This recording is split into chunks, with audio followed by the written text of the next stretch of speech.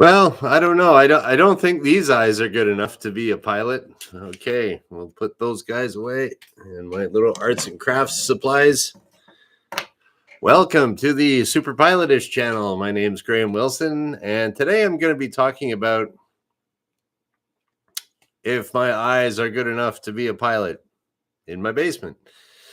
Yeah, and you know what? Today is I was just about to log in here and go live, and it's like right now there's like SpaceX is launching one of their Dragon modules. It's like I don't know.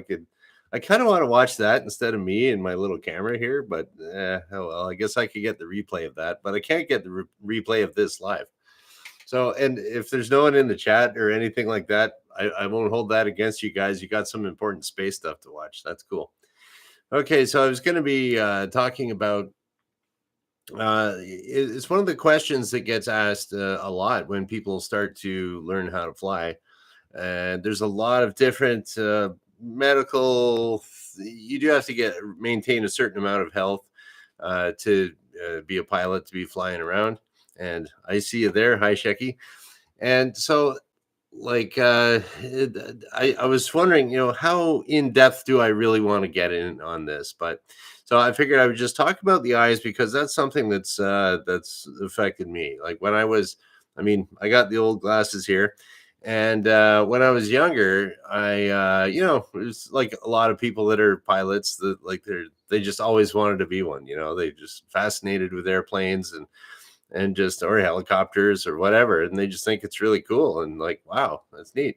So I was kind of always wanted to be a pilot, and so even when I was, I don't know, 10, 11, 12, 13, and I was reading magazines. There was no internet back then, so I was like, well, what do I got to do to get this cool job and fly around in these cool DC-10s or whatever, that we went to California on once. So it was like I was reading through these magazines, and at the time, so this is probably late 70s, early 1980s, and at that time, to be a commercial pilot, to work for the airlines. I'm not sure, but I know to work for the airlines back then, you had to have uncorrected 20/20 vision, which means no glasses, 20/20 vision. And I thought that was no big deal. I don't need glasses. And then I just kind of always assumed, okay, I'm going to go here. And then I thought, well, maybe a lot of people that go into the military, go join the Air Force, and that would be cool. Flying like some kind of fighter jet. And then after that, I get all my licenses. I go to the airlines. That'd be great. And that's the way a lot of people did it back in the day. It's not really that common now, but there are some that do that. But at the time, with very limited information, no internet, I just thought that's just what you do. There's only one path, and there's only one type of flying job. So it was like, well, or even if you did work up in the bush, you did that before you went into the airlines, which a lot of people did. But some people love working up in the bush. So I was like, well, sitting there as the Americans would say, 10th grade, as the Canadians would say, grade 10. I'm sitting in the back of the room with all the cool kids joking around. And I found out I couldn't see the board up at the front anymore. And it's like, oh no. So got my eyes checked out. Well, looks like you need glasses. So there we go. When I was in, how old would you be? 14, 15? All right. No career for you. Sorry. Which I kind of thought that really sucked, but oh well, that's life. You can't always, and then one thing led to another, and it's like, what am I going to do here now? So I was kind of lost with what I wanted to do with my life, and what the heck? One thing led to another, to another, to another, to another. And then I found out much later that they changed that requirement somewhere along the line. And when I got my hands on the internet and started, I guess that was even pre-Google back then, checking out Alta Vista and Yahoo and stuff. All of a sudden, I got all this information about flying and different avenues of it. So it's like, wow, okay, you can have, and then I thought, well, I'll just fly for fun, or something like that. Got a medical, did this stuff, found out, wait a minute, you can still have glasses and you can still fly for a job. And it was like, okay, oh, great. well, that last the last 15 years there, it would have been nice to have been find out before then or something. But okay, so one thing led to another, and there we go. Got all my license, all my qualifications and everything like that. And I never did work at an airline, but I had a good little run at flight instruction there, and I guess I was. You can see the toolboxes there still. If I ever have to, even if the eyes go super bad and I can't fly, I can go back and work in a machine shop. So the all right. Oh, hey, Wrench. Um, Jets question mark. I don't know what you mean by that, dude. But anyways, and I never did fly any jets or anything like that. Yeah, so I figured I'd just kind of talk a little bit about what are the actual eye requirements. Now, in the description below this, when I'm done today, I'll in my post production, I'll put in a link there to. Now, this is for just in Canada. As with all things aviation, it depends what country you're in, depends on what regulating authorities say throughout the world. There are some standards that are basically worldwide, but individual countries and companies and governments, like say if you want to be in the military or something like that, they all got their little things that they're checking for. So yeah. Oh, Wrench. Yeah. Ever fly jets, airliners? No, I never did get into that. That was just, just didn't kind of, I don't know, really wasn't on my radar. I kind of just enjoyed teaching people how to fly. So I wrote a few little notes down here. It's funny. I always say, oh, I wrote some notes and then I just like forget about them. So yeah. How do you like that? A pilot just ignores his checklist. But yeah, so for your eyes now, this is for, I'm speaking specifically for Canada here. Okay, if you're going to be a commercial pilot now, most people they think commercial pilot means okay, you're flying some big jet. Commercial pilot really is just a designation anywhere that means that you can get paid to fly. So I am a commercial pilot. I can get paid to fly. And that requires extra testing and up training and testing up and above what a private pilot would have. Private pilot license is where you just go fly around for fun with your buddies or something like that, and you're not allowed to be paid. Okay, so if you want to be doing it for a job, you have to have corrected 20/20 vision. So they'll test you. You have to go get a medical, depending on your age, of course.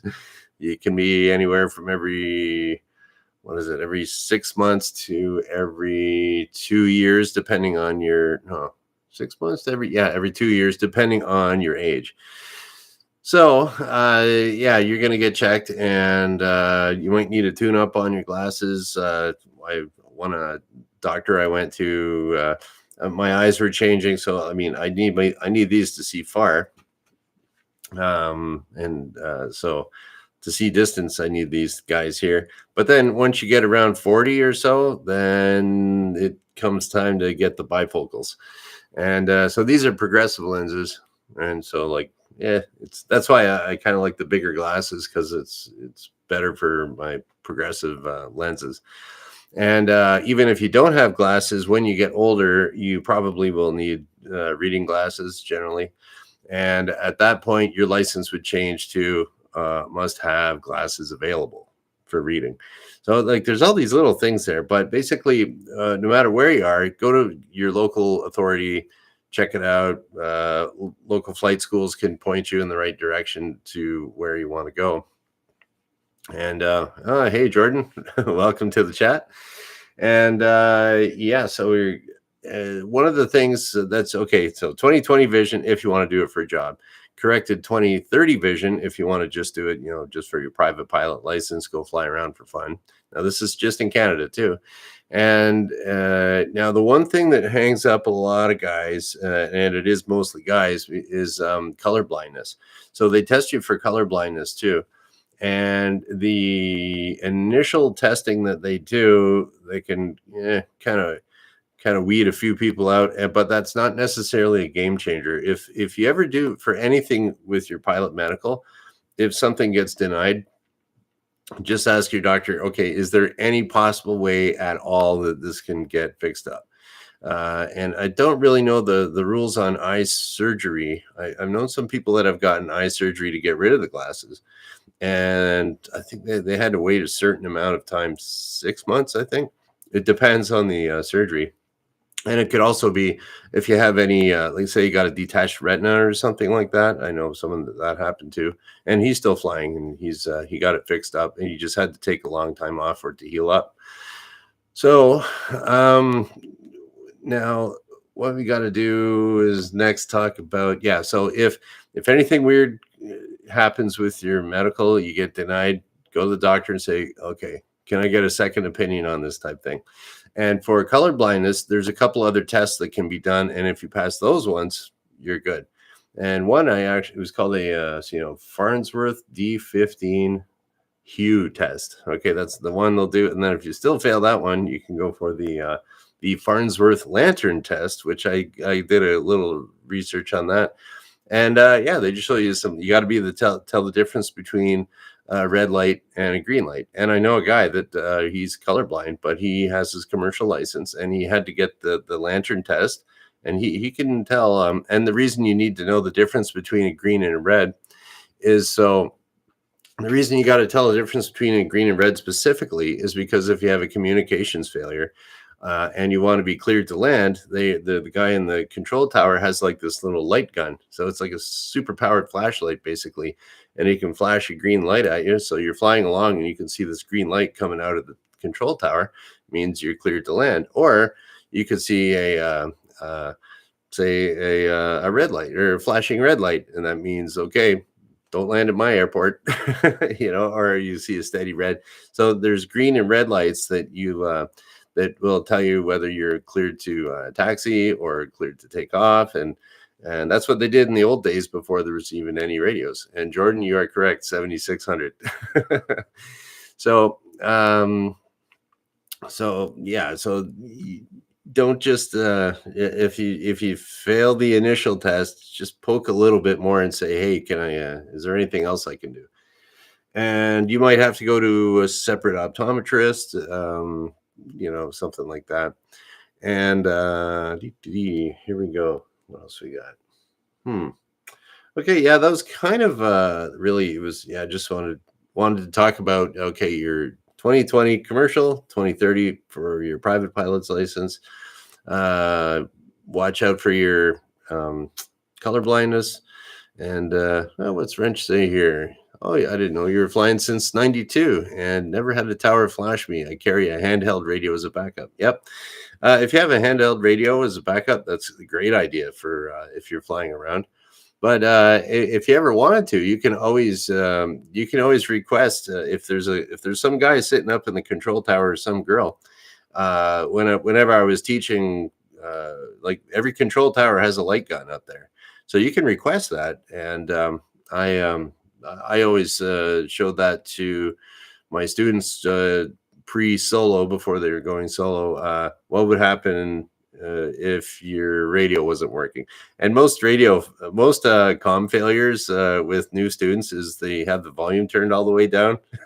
So that's usually what happens. They just kind of forget. So that they have the volume turned all the way down, and they're transmitting, and the tower can hear them fine. And so that's kind of funny. Whenever someone gets that, it's like, oh yeah, his volume's turned down. And or something else there where they there's depending on how complicated the audio panel is. Yeah, you're right, Wrench. That it can be confusing if one little thing's out of whack where you're not used to having it. So where was I talking about that? Oh, red and green. Yeah. So you can, I always got my students to, I would request the tower, hey, can I get a steady green for landing clearance here? This will be a full stop. And they say, check remarks. And then I tell the student, okay, look down there for the light. Do you see the light? And you'll see a little light shining from the tower. Okay, we are now cleared to land. And then you rock your wings back and forth to acknowledge that, go in and land. So there you go. That's what you do. And anyone can request that. The guys up in the tower, they love doing that because it's a little break from the usual, clear takeoff, clear landing, blah blah blah.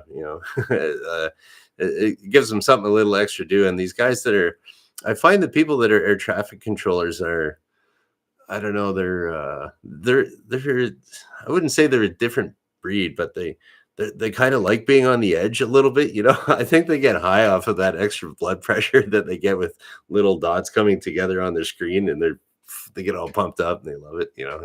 And then also for their day, if they're air traffic controllers, I know that if they're busy, their day goes by a lot faster than if it's really quiet. So yeah, so I think if you are wondering about that, I'm kind of off topic here, whatever. Yeah, you can always request certain things, and all they can say is no. But generally, I think they'll think it's pretty cool, and it's not out of the ordinary at a lot of places. Okay, yeah, we'll see what else we got here. I'm just kind of checking out. Okay, so I don't see any specific questions for me here, and I think I just kind of, as far as the eye thing goes, generally, is you'd most people are good, and if there is any other little problem, it's not necessarily a showstopper. There, go ask for a little bit more information in that. And like I said, in the bottom here, I'm going to be putting a link to the Handbook for Civil Aviation. What is it? Handbook for Civil Aviation Medical Examiners. Now, that's a PDF that you can download. This is just strictly for Canada. I'd imagine in the United States, it's the same thing. And then they also, in the States, they got that sport license. What is it?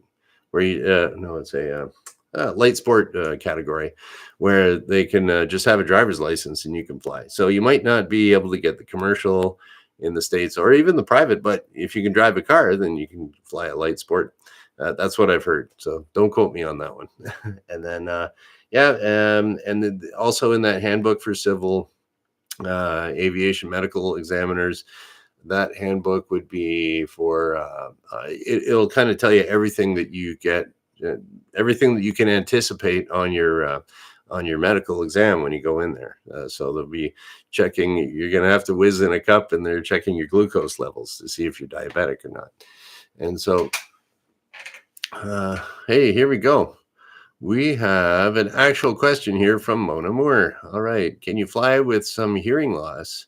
Does it have to be corrected? Yes, you can. I had one of the guys that worked for me was pushing 90. He had 2 hearing aids, and it was funny. He would, if he didn't, like, you'd ask him to do something, because I mean the guy's like almost 90, so it's like, hey, can you at the gas pump out there, can you shovel the snow out there or something like that? And then he'd just look at you and go, huh? The old guy would just, like, if he didn't like what you said, he would just go, huh? And then walk away from you. And like, what am I going to do? Fire the guy who's been here for like 50 years. So it was kind of funny. And yeah, so you can fly. And that was, he had because he had the 2 hearing aids there was a restriction on his license that said that he had to fly with headsets. So it would be, because in the old days, some of the older airplanes you might see, it was kind of like a CB radio you'd talk into, and there might be like a little speaker up here, and so like that would count for a legal radio.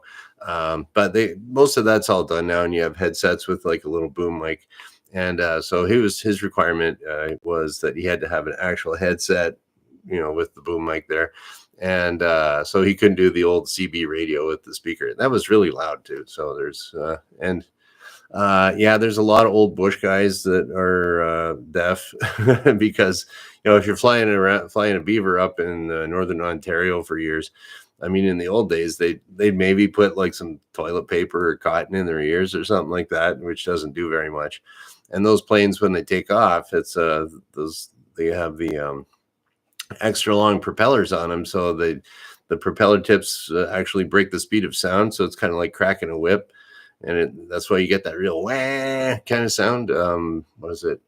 Harvards have that same type of sound when they're taking off, or the what do they call it? Texan T4 Texan. They'll have that, and yeah. So you if you have some type of hearing loss, you can still fly. And I think even if you're deaf, I think you can fly too. Years ago, I heard. Now, don't quote me on this. Um the first woman to get her license in Canada was actually deaf, but they didn't have any. Now I heard this from a guy who heard it from a guy, so don't quote me on that. But I mean, yeah, there have been deaf pilots. If you are deaf, I would say you're probably restricted to the airspace you can fly in. Where, yeah, I think. Or they might have changed that, they probably did. But yeah, who knows? Or it might be flight with light guns only. You never. And there's a good question. If somebody is deaf, it'd be worth looking into it, because I mean there could be an exception there probably made. Sometimes they do make exceptions, because like I know a girl that was she was a Paralympian, and she was in a wheelchair, and she got her license just fine, and she couldn't use her legs, but she had some hand controls that rigged up, and she put them in her plane and learned how to fly, and she can fly around just fine. So there was a restriction put onto her license and everything with that. But yeah, and then I remember there was this other guy. He was born, so, this is a story I heard from the guy that taught me my instructor rating. So this was years ago. And back when they had thalidomide, he was a thalidomide baby, so he didn't have any hands. He just had kind of, apparently the way it was described, he just had a couple of little thumbs, little stub thumbs. And so he showed up one day, and he talked to the chief flight instructor that was there years before I was, and he said, "Yeah, I want to learn how to fly." And he doesn't have any hands. So he's like, "Well, can you get in here?" And yeah, he would manage. He could use the radio. He could use the yoke in the plane.